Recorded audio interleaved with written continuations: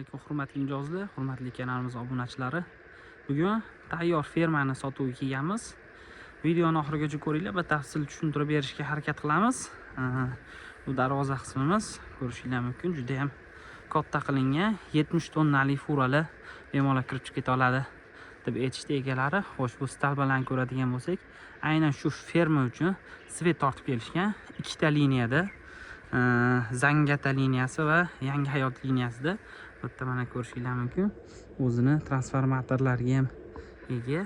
Bu yerda umuman svet o'chmaydi deb aytishdi fermaning egalari. Videoni oxirigacha ko'rib borsanglar, narxi bo'yicha ham ma'lumot berib ketamiz. Ko'rishingiz mumkin, bu yerda ikkita boksimiz bor. Birinchi, ikkinchi, bu yerda ikkita mol boqishga, mol va ot boqishga mo'ljallangan mana shunaqa bokslarimiz mavjud. Xo'sh, batafsil ma'lumot berishga harakat qilaman.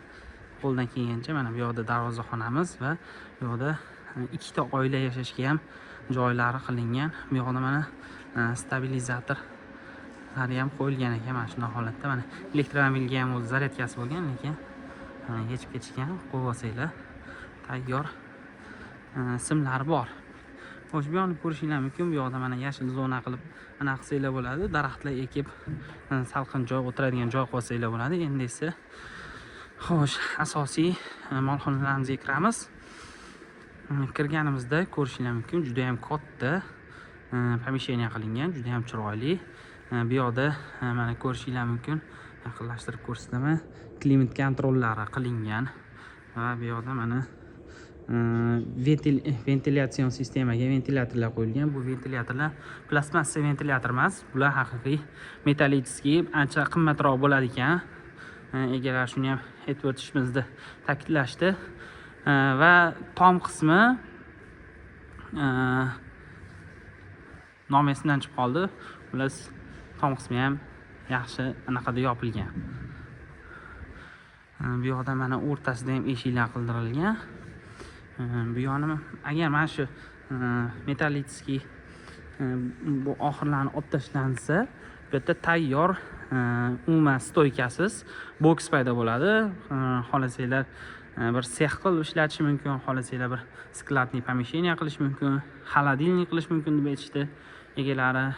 Hamma xohlagan maqsadda foydalanishi iloji bor. Mana bu yerda suvni naporini ko'rsatmoqchiman. Ko'rasizlarmi? Suvni napori ham juda zo'r. Keyin bu yerga gaz tortib kelingan. Katta bosimda umuman gaz o'chmaydi deb aytishdi. Va unaqa bosimi ham juda katta. Bu yerda o'rtada mana shunaqa joy qoldirilganki, atayin daraxtdan ekib, salqin soya joy qilib qo'yishga joy qoldirishgan. Bu yerda mana ikkinchi boksimizga kirdik. Bu yerda mana xuddi shunaqa holatdagi kattagina qilib. Bu yerda keyin yana bitta narsani aytib o'tishim kerak. Bu yerda umuman mol boqilmagan hali, yangi molxona, ferma ko'rishingiz mumkin. Bu yerda mana shunaqa suvlari, napor va shu Qo'rasizlar, naporlar va shu zo'r. Chiroqlar qoldirilgan, aytgandek klimat kontrol qilingan. Bu yerda mana ventilyatorlar qo'yilgan. Plus hamma joy tayyor. Kelib shu molga tushunadigan, fermaga tushunadigan odamlar bo'lsa, kelib molini olib kelib boqsa bo'ldi. Hozir men sizlarga yana ikkita narsalarni ko'rsatib o'taman. Bu yerda hamma narsa qilingan. Mana misol uchun mana bu 2 tonnalik tarozi. Bu ham shu yerda qoldiriladi. Shu mollarni tortib aniq qilish uchun bu ham kerak. Xo'sh, men bitta buni ham gapirib o'tishimni so'rashdi. Bu narsa o'sha molni mashinaga olib chiqib, mashinadan olib tushish uchun qilingan narsa ekan. Xo'sh, bu yerda mana go'ng uchun yama qilingan. Va bu yerda ham bitta darvozasi bor. Misol uchun mashina kirib, mashina bu yerdan ham bemalol chiqib keta oladi. Va ikkinchi boksimizni yon tarafiga o'tamiz endi. Bu yerda ham xuddi o'sha aytganimdek daraxtlar ekib, mana shunaqa qilib moslashgan o'zlari yoki mana bu binoni ham qilib qo'yishgan. Bu yoqqacha oxirigacha cho'zib yuborsa ham bo'ladi. Shunaqa holatda endi bu yerda ferma bo'lgani uchun to'plar qo'yga ham joy qilingan. ko'rsatib boraman. Mana shunaqa holatda 20 ta tovuqlar ham bor ekan bu yoqda mana. Ko'rganinglardek. Xo'sh. Keyin yana aytib o'tishimiz kerak bo'lgan narsalar, 4 ta taraf devori mana shunaqa shlaka blok qilingan. Bu shlaka blok oddiy shlaka blok emas, zakaz qilib, anchagina kutib, keyin olib keltirib qilishgan ekan. 4 ta taraf devorni ham o'zlari shunaqa baquvvat qilib qurishgan ekan. Bu yoqda mana qo'ylarimiz uchun joy, 50 tacha taxminan qo'yga joy bor deb aytishdi. Xo'sh, bu yoqda kelgan otlar uchun joy. Otlarni boylab boqsa bo'lar ekan bu yoqda. Xo'sh.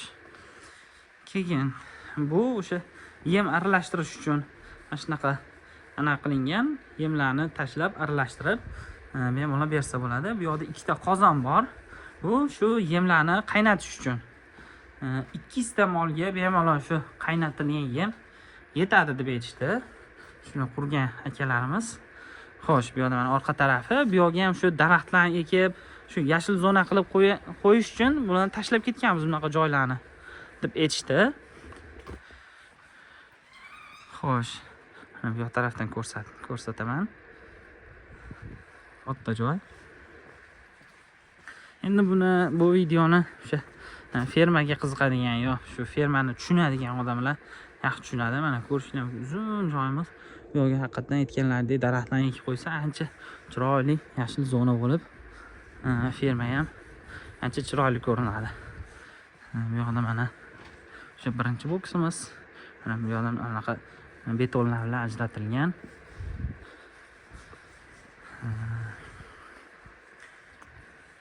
Keyingisi endi mana bu yoqni ko'rsatadigan bo'lsak, bu yoqda mana 3 ta o'sha yemlarni saqlash uchun joy qilingan. Ko'rsanglar bo'ladi, katta joylar va buni tomlarni qaranglar, betonlar bilan yopilgan. Sifatiga pul ayalinmagan ekan. Ko'rishinglar mumkin, mana shunday 3 ta bunaqamiz bor. Yemlarni saqlash uchun joyimiz va bu yoqga mana egalarining dadalari so'rilarni qo'yib, shunaqa qilib o'tirish uchun joy qilib qo'yamiz deb aytishgan ekan. Katta joy bor va bu yoqda 500 tonna silos ketadigan mana shunaqa yama qilingan, silos yamas qilingan. Mana bu taraflarda ham shu gullarni, daraxtlarni ekish uchun joylar bu taraflarda ham qoldirilgan. Qolish kerak. Gap bo'lishi mumkin emas. Bu joyimizda narxini 700 ming deb so'rashyapti. 40 sotik yer maydoniga qurilgan. Hozir bu yoqdagi xonalarni ham ko'rsatib beraman. Bu yerda 2 ta oila bemalol yashashi mumkin. Aytganimdek gaz, suv, svet umuman muammosiz va bu yoqda yamalar ham qilingan. O'sha suv ketishi uchun 12 metr chuqurlikdagi yamadan 2 ta qilingan ekan. Bu yoqda mana hozir bir xonalarimizni ko'rsatib o'tamiz.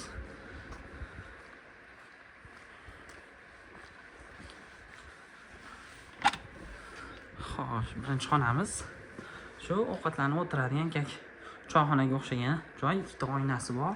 Shunday holatda xolodilniklar ham qo'yilgan. Xolodilnik даже ishlatilmagan ekan. Romatda.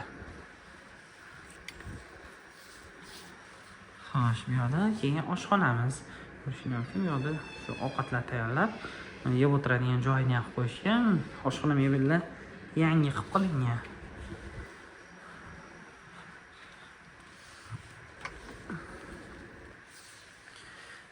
Bu xonamizni o'sha egalari o'zlari uchun qilishgan ekan. Mana bu yoqda kameralarni ham ko'rishinglar mumkin. Kameralar ham bor. Kameralar qo'yilgan, bemalol kuzatib o'tirsanglar bo'ladi. Mana bu yoqda tahoratxonasi, samozyova shunday chiroyli holatda remontdan chiqarilgan va hali biror marta ham ishlatilmagan ekan. Bu yoqda ham mana yuvinish xonasi bor. Bu yoqda ham o'sha aytganimdek, umuman hali biror marta kirib odam yuvmagan. Keyingi xonalarimizni o'tamiz. Yana bundan tashqari ham 2 ta 3 ta xonamiz bor. Mana ham ko'rsatamiz va videomizga yakun yasaymiz. Bu yerda bitta ofisning xonamiz bor. Mana shunaqa narsa olib kirib qo'yilgan. Bular endi bo'shatib beriladi. Mebellarni olib kirib qo'yilsa, bo'ldi, bitta ofis bo'ladi.